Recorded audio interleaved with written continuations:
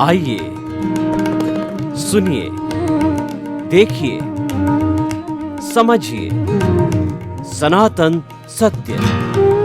जैसी दृष्टि वैसी सृष्टि, दृष्टि विज्ञान। कुदरत, कुदरती रचना एवं कुदरत के कानून से शाश्वत सुख की प्राप्ति। जोधपुर के परम पूज्य महात्मा उपासक प्रोफेसर डॉक्टर सोहन राज तातेड़ के निर्देशन में सनातन सत्य। जैसी दृष्टि वैसी सृष्टि, दृष्टि विज्ञान।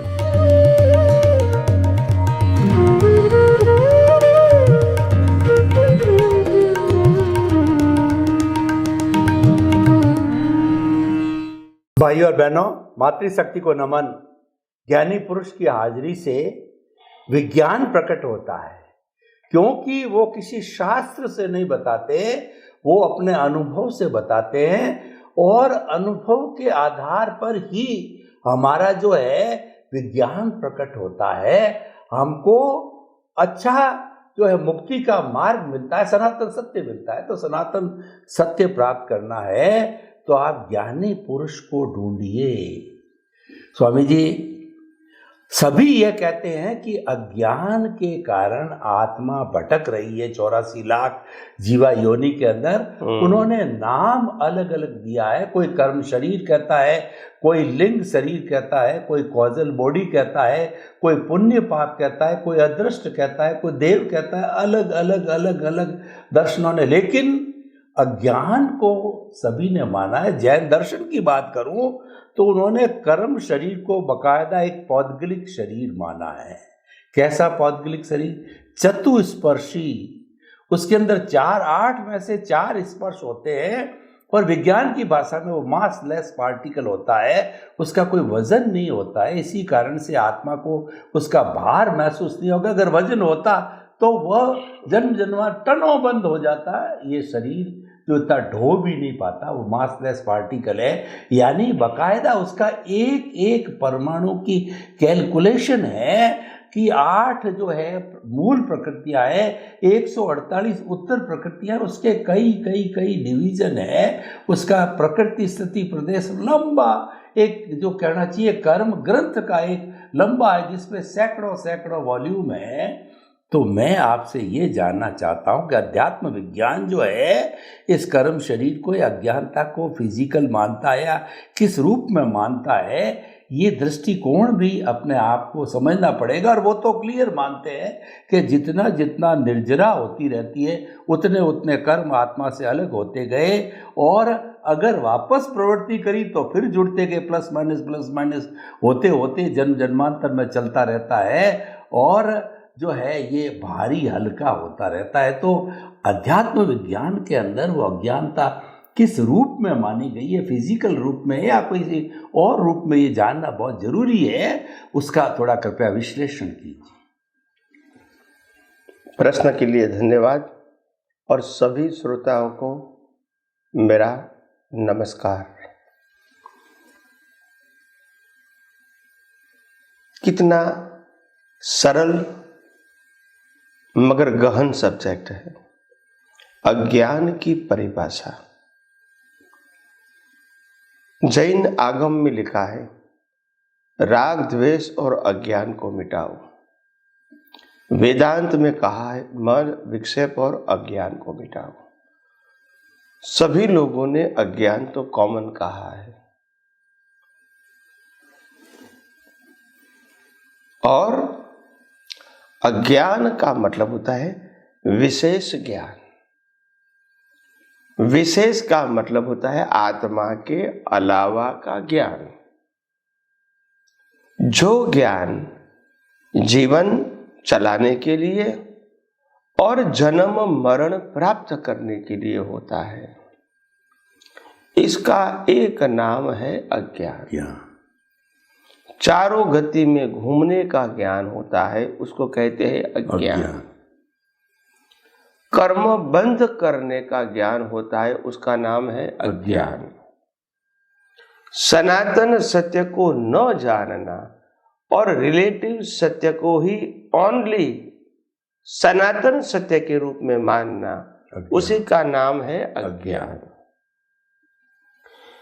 प्रकृति और प्रकृति के द्वारा होती हुई क्रियाओं को, प्रकृति को प्राप्त हुई अवस्थाओं को और प्रकृति को प्राप्त होते भुगतान को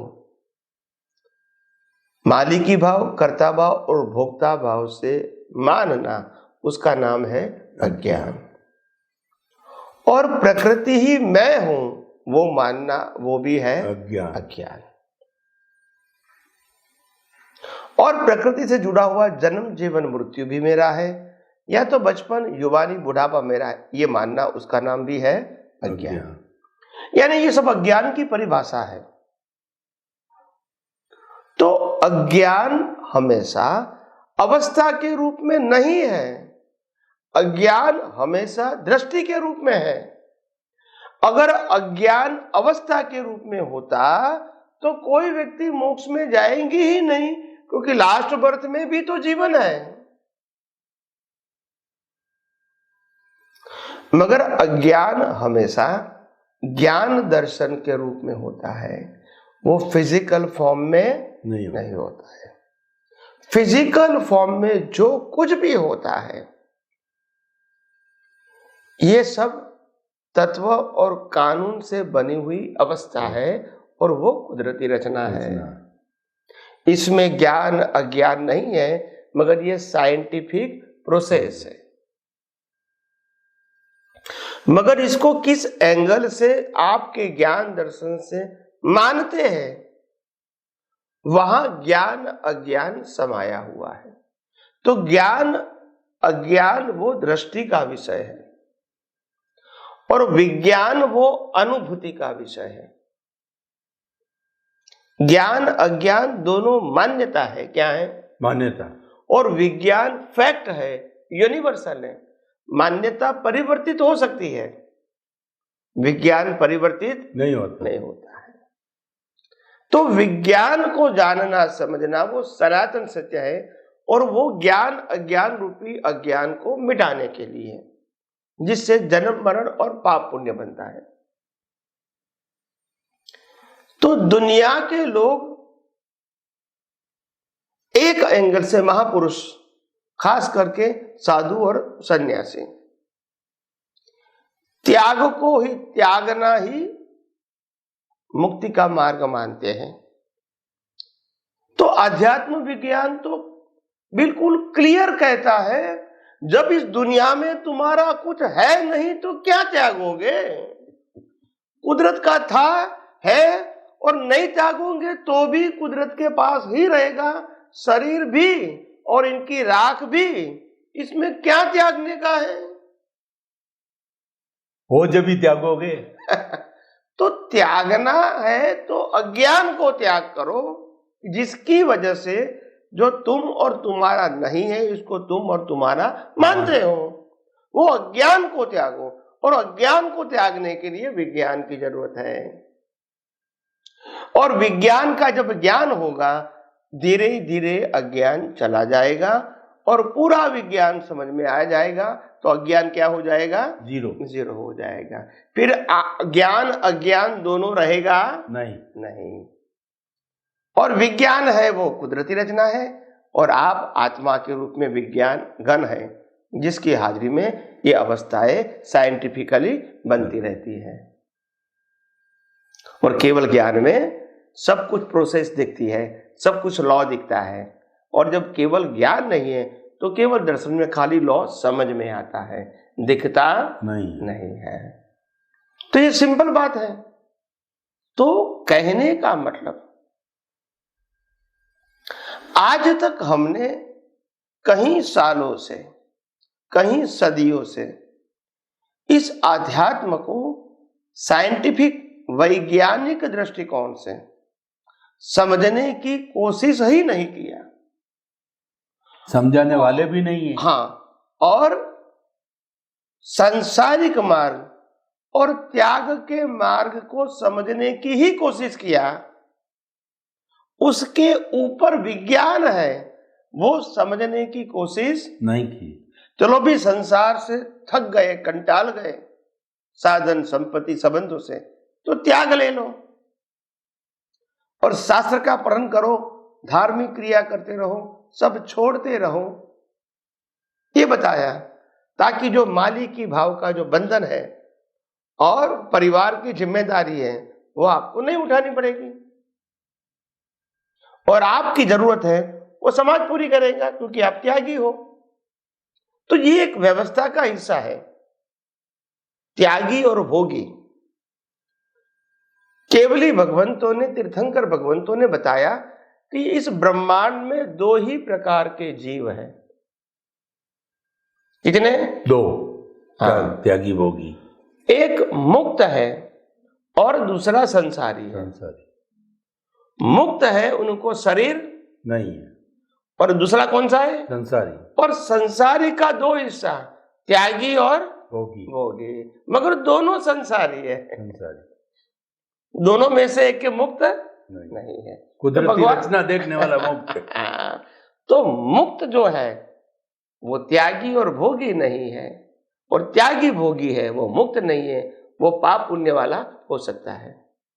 तो ये एक जो रहस्य है,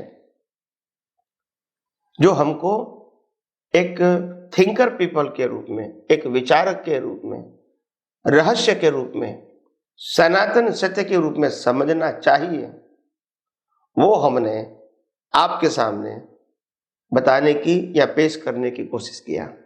हो सकता है इस ज्ञान से आपका भी ज्ञान दर्शन वर्धमान होवे, आप भी दिन ब दिन अज्ञान को मिटाए और विज्ञान की अनुभूति करके मुक्तता की अनुभूति करें। यही मेरी आप सबको शुभकामना। स्वामी जी, आपका बहुत बहुत धन्यवाद। आपने बताया कि अज्ञान है वो फिजिकल हो ही नहीं सकता।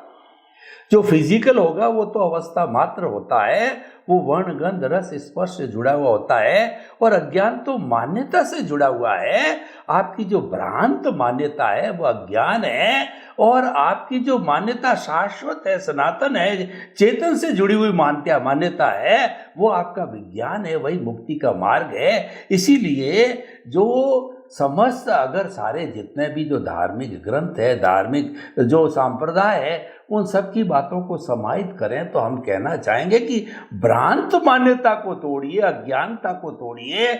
और ज्ञान अज्ञान दोनों रिलेटिव है। जब अज्ञान और ज्ञान दोनों को विज्ञान से तोड़ देंगे तभी आपको अपने मुक्तता की अनुभूति होगी। और एक बड़ी बात आपने बहुत ही सुंदर कही कि त्याग त्याग त्याग करते हो जब आपका कुछ है ही नहीं।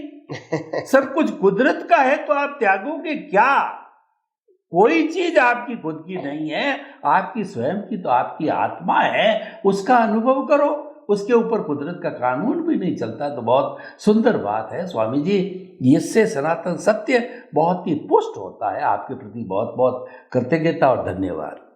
स्वामी जी, कर्मों की बात चलते चलते हम इसी विषय को यहाँ रखते हैं। तो जो है द्रव्य कर्म, भाव कर्म और नो कर्म, ये तीन कैटेगरी बताई गई है जैन दर्शन के अंदर। आप तो उसको अज्ञानता के रूप में कहते, एक ही बात है, लेकिन जो इसका कहा गया है तो किस तरीके से जो भाव कर्म है, द्रव्य कर्म बनता है और नो कर्म बनता है, ये आप भी मानते हैं। तो कृपया इसका जो समय, हालांकि थोड़ा ही बचा है, लेकिन जितना बचा है द्रव्य कर्म, भाव कर्म और नो कर्म के ऊपर प्रकाश डालिए। पूरा नहीं हुआ तो अगले एपिसोड में मैं इसको लूँगा, क्योंकि ये बड़ा विषय है। इसको अगले में प्रतिष्ठित आत्मा से भी जोड़ेंगे। पूरा प्रोसेसिंग है, प्रोसेसिंग फैक्ट्री में भी जाएंगे। तो कृपया द्रव्य कर्म, भाव कर्म, नो कर्म, आप इसको परिभाषित करते हुए आगे बढ़ाइए। धन्यवाद प्रश्न के लिए। सबसे बड़ी बात यह है कि भाव कर्म, द्रव्य कर्म, नो कर्म, वो ये अज्ञान के तीन अवस्थाएं हैं, और तीन अवस्थाओं का तीन स्वरूप है, जिसका रूट है भाव कर्म। तो भाव कर्म, द्रव्य कर्म और नो कर्म। भाव कर्म क्या है? भाव कर्म वो कर्म बांधने की प्रक्रिया का नाम है। चार्ज करने की प्रक्रिया। हाँ, कर्म को चार्ज करने की, कर्म बनाने की प्रक्रिया का नाम है भाव कर्म। वो कर्म है, और वो कर्म जो है, भाव कर्म जो है, वो नॉन फिजिकल और इनविजिबल है। वो विजिबल और फिजिबल नहीं है। और भाव कर्म बेसिकली इंटेंशन से बनता है, थॉट स्पीच एक्शन से नहीं बनता है। और इंटेंशन आपका वर्तमान ज्ञान दर्शन का उपयोग से बनता है। इंटेंशन, ज्ञान दर्शन वो आपका स्टॉक है, डेवलपमेंट है। इसका जितना यूज करोगे इससे इंटेंशन बनेगा, इससे कर्म बंध की प्रक्रिया शुरू होगी। तो कर्म बांधने की प्रक्रिया को भाव कर्म कहते हैं। ये एक प्रोसेस है, हर इंसान के अंदर चलती ही रहती है। ये कंटिन्यूअस प्रक्रिया है। कैसी है? कंटिन्यूअस। एवरी बर्थ में भाव कर्म की प्रक्रिया चालू ही होती है, एक्सेप्ट द लास्ट बर्थ। तो ये कर्म बांधने की जो प्रक्रिया है, इसको भाव कर्म कहते हैं। एक कर्म को कर्म करते कहते हैं, और पूरे लाइफ के बंच ऑफ कर्म को कॉजल बॉडी कहते हैं, कारण शरीर। वो कारण शरीर पूरी लाइफ का जो है, इसको द्रव्य कर्म कहते हैं। और वो द्रव्य कर्म का पैकेज कुदरत में जाता है, क्योंकि रिजल्ट कुदरत को देना है, तो आपका एग्जाम पेपर भी उनके पास जाना चाहिए, तभी तो रिजल्ट देंगे ना। स्पीच और एक्शन के बीच चले जाते हैं। हाँ, वो डिप अलग इसमें लेंगे फिर, नहीं तो फिर लंबा हो जाएगा। हाँ।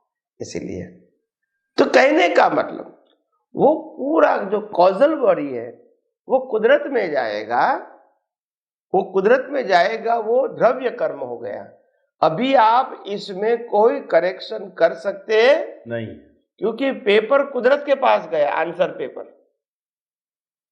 अभी वो पेपर जो कुदरत के पास गया, इसका ऑन द स्पॉट प्रोसेसिंग और स्कैनिंग होके आपका कर्म के मुताबिक जन्म कहाँ होगा, ये डिसीजन मोमेंट में आ जाता है, और आपका रीबर्थ माता के गर्भ में या तो आपकी गति में शुरू हो जाता है। तो कहने का मतलब है, जब जन्म शुरू हुआ तब से आपका नो कर्म शुरू हुआ। नो कर्म का मतलब होता है मन वचन काय की क्रिया होती है, फिर भी कर्म नहीं है, कर्म फल है। इसलिए नो कर्म यानी कर्म नहीं है, वो कर्म फल है, मगर हम इसको कर्म मानते हैं। वास्तव में वो नो कर्म है। क्रिया होती है विचार की, जबान की और फिजिकल एक्सरसाइज, तो क्रिया होती है, मगर क्रिया कर्म नहीं है, वो क्रिया कर्म फल है। तो इसको नो कर्म बोला, यानी क्रिया होते हुए भी कर्म नहीं है।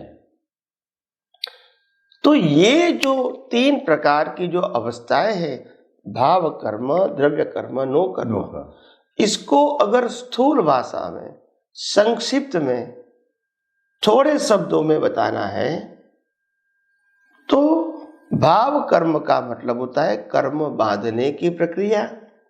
द्रव्य कर्म का मतलब टोटल लाइफ के कर्म का स्टॉक, और नो कर्म का मतलब होता है एक एक करके कर्मों की भुगतान की प्रोसेस, डिस्चार्ज। वो नो कर्म है। नो कर्म यानी भाव कर्म, द्रव्य कर्म, नो कर्म इसी प्रकार से काम करते रहते हैं, मगर वो अज्ञानता के आधार से बने हुए कर्म की तीन अवस्था है। तो आइए हम आध्यात्म विज्ञान में और आगे विज्ञान जानने की कोशिश करेंगे। स्वामी जी आपका बहुत बहुत धन्यवाद। स्वामी जी, अज्ञानता की बात चली, विज्ञान से मुक्त होते हैं, अज्ञान से हम इस संसार में भ्रमण करते हैं, अज्ञान है तभी आज हम बैठे हैं और इतना वार्तालाप करते हैं। तो ये अज्ञानता के वशीभूत जो है कर्म का बंधन होता है और आत्मा इस कर्मों के पिंजरे में बंद हो जाती है और ये 84 लाख जीवा योनि के अंदर भटकती रहती है। तो कृपया जितना समय बचा है उसके अंदर आप बताइए कि ये कर्म किस तरीके से जो है वो आत्मा के साथ के अंदर अज्ञान रूप में, कॉजल बॉडी के रूप में, कॉजेज के रूप में पढ़ते हैं और पढ़ कर के इस जो है संसार भ्रमण करवाते हैं। तो कृपया कर्म और आत्मा का संबंध, यानी कर्म शरीर और आत्मा का क्या संबंध है, ये बताने की कृपा कीजिए। प्रश्न के लिए धन्यवाद और श्रोताओं को मेरा नमस्कार। देखो, पूरा ब्रह्मांड का जो रूट है वो रूट अज्ञान से व्यक्तिगत शुरू होता है। ब्रह्मांड में अज्ञान नहीं है। ब्रह्मांड तो ऑटोमोर कुदरती कानून से चलता रहता है। ब्रह्मांड में न ज्ञान है न अज्ञान है और ब्रह्मांड चलता है केवल साइंस से। साइंस का मतलब होता है सिद्धांतों से, व्यक्तिगत मान्यताओं से नहीं चलता है। और ब्रह्मांड जिस प्रकार से चलता है, इस रहस्य को ही साइंस कहते हैं, क्योंकि ये रहस्य यूनिवर्सल होता है और अगर व्यक्ति जीवों की बात करें तो सभी को ये लागू होता है। इसीलिए इसको लॉ कहते हैं, साइंस कहते हैं। तो अज्ञान क्या है हमारे लिए एज अ ह्यूमन, इंसान के नाते अज्ञान क्या है? आत्मा के अलावा कोई भी प्रकार का हमारा अस्तित्व है ऐसा मानना, आत्मा के अलावा कोई भी अवस्था हमारी है ऐसा मानना, आत्मा के अलावा कोई भी प्रकार का सामाजिक धार्मिक ज्ञान मेरा है ऐसा मानना, आत्मा के अलावा जन्म जीवन मृत्यु मेरा है वो मानना, और आत्मा के अलावा बुढ़ापा, युवानी और बचपन मेरा है वो मानना, ये सबसे बड़ा अज्ञान है। और इसीलिए ये जो अज्ञान है वो अवस्था नहीं है, अज्ञान वो दृष्टि है। अवस्था तो कुदरती रचना है, उसमें ज्ञान भी है अज्ञान भी नहीं है, वो तो साइंटिफिक प्रोसेस है। मगर ज्ञान अज्ञान वो दृष्टि है। तो ज्ञान को अज्ञान क्यों कहा? ज्ञान को अज्ञान क्यों कहा? तो बोलता जो कुदरत का है वो मेरा है वो अज्ञान है, कुदरत का है वो कुदरत का है वो अज्ञान नहीं है। मगर शरीर कुदरत का है, मैं मानता हूं मेरा है, तो यह अज्ञान है, शरीर अज्ञान नहीं है। यह मन वचन काया जो कार्य करता है वो अज्ञान नहीं है। मगर मैं सोचता हूं, मैं बोलता हूं, मैं करता हूं, तो फिर अज्ञान है। सत्ता, संपत्ति, संबंध और साधन अज्ञान नहीं है, वो अज्ञान का फल है। मगर ये मेरा मानना, ये क्या है? अज्ञान है। बचपन, युवानी, बुढ़ापा है वो अज्ञान नहीं है, मगर वो बचपन मेरा है, युवानी मेरी है, बुढ़ापा मेरा है, ये मानना ये अज्ञान है।